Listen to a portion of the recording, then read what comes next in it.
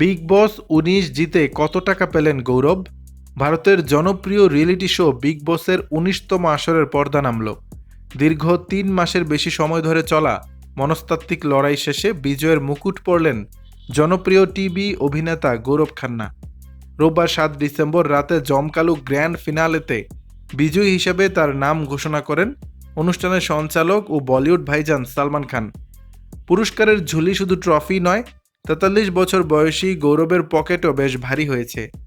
India Today ও the Free Press জার্নালের তথ্য অনুযায়ী ট্রফির পাশাপাশি তিনি পুরস্কার হিসেবে পেয়েছেন নগদ ৫০ লাখ রুপি।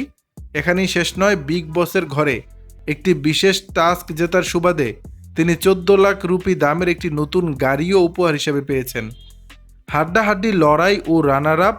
এবারের গ্র্যান্ড ফিনালেতে সেরা ৫ প্রতিযোগী ছিলেন গৌরব খান্না, ফারহানা ভাট, প্রণীত মোর, তানিয়া মিত্তাল এবং অমল মালিক। তাদের মধ্যে লড়াই ছিল বেশ তীব্র।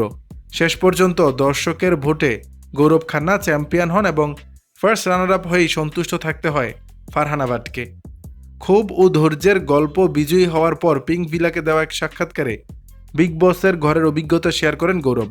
তিনি জানান, ঘরের ভেতরে তিনি কখনোই খুব একটা হতাশ বোধ করেননি, তবে সহ প্রতিযোগী ফারহানা ভাটের আচরণে তিনি ক্ষুব্ধ ছিলেন।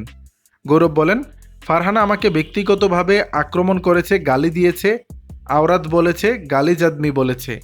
তখনও আমার কোনো সমস্যা হয়নি, কারণ এগুলো আমি নিতে পারি।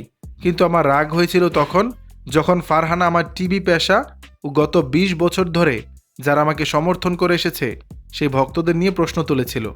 ব্যক্তিগত আক্রমণ সহ্য করলেও পেশা ও ভক্তদের অপমানে তিনি আহত হয়েছিলেন বলে জানান। তারকা খচিত রাত। বিগ বসের ১৯তম সিজনের গ্র্যান্ড ফিনালে ছিল তারকার মেলা। অনুষ্ঠানে অনেকেই উপস্থিত ছিলেন। দর্শক, বিষয়টি নিয়ে আপনাদের মতামত জানাবেন নিচের কমেন্ট বক্স।